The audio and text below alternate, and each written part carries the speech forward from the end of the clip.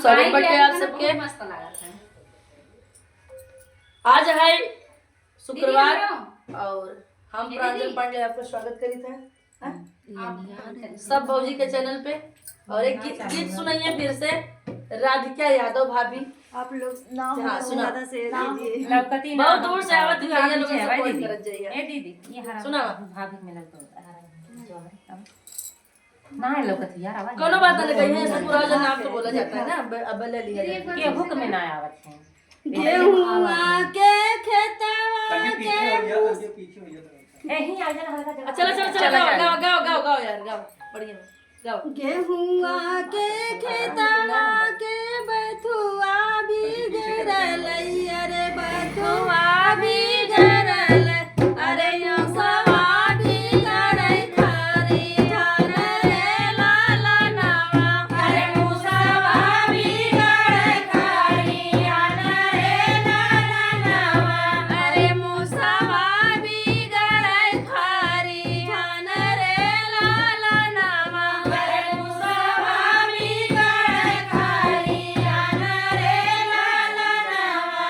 अरे हमारे ससुर जी के गुंडा भी जहाँ मैं, अरे गुंडा भी गरल, अरे गंगुआ में गरल पारे धान रे लाला नवा, अरे गंगुआ में गरल पारा धान रे लाला नवा, अरे गंगुआ भी गरल पारा धान रे लाला नवा, अरे गंगुआ भी गरल पारा धान रे लाला नवा।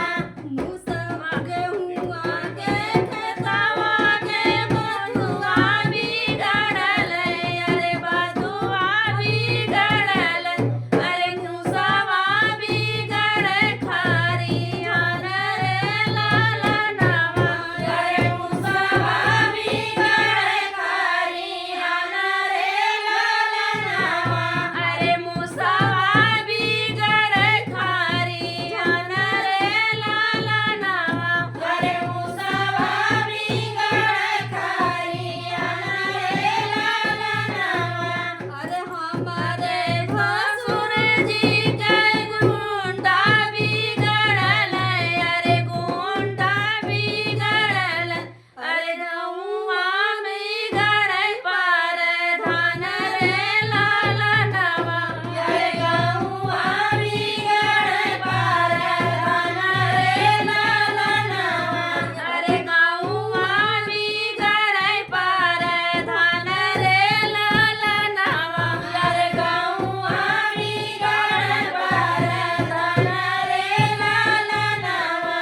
मुसके हुआ बेखतवा में बथुआ भी गरल, अरे बथुआ भी गरल, अरे मुसवा भी गरल खारी धान रे लाला नवा, अरे मुसवा भी गरल खारी धान रे लाला नवा, अरे मुसवा भी गरल खारी धान रे लाला नवा, अरे मुसवा भी गरल खारी धान रे लाला नवा। हमारे देवर जी के गुंडा भी गरल, अरे गुंडा भी गरल, अरे गौआ भी गरल पार धान रे लाला नवा, अरे गौआ भी गरल पार धान रे लाला नवा, अरे गौआ भी गरल पार धान रे लाला नवा, अरे गौआ भी गरल पार धान रे लाला नवा। भैया सही बात है, हकीकत। बहुत बहुत धन्यवाद रजिका भाभी के। प्रधान जौन बटे सही लुटेरा, जब तक जीती है तब तक ऐसा हाथवा जोड़ के दौड़त है ना।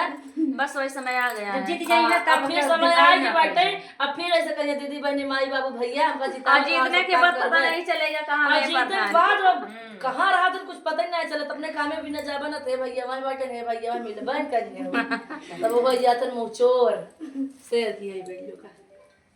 कैसे घरे घरे प्रधान वोट मारा हाँ सही बात भाई चाची बहनी माई बना गाँव में सब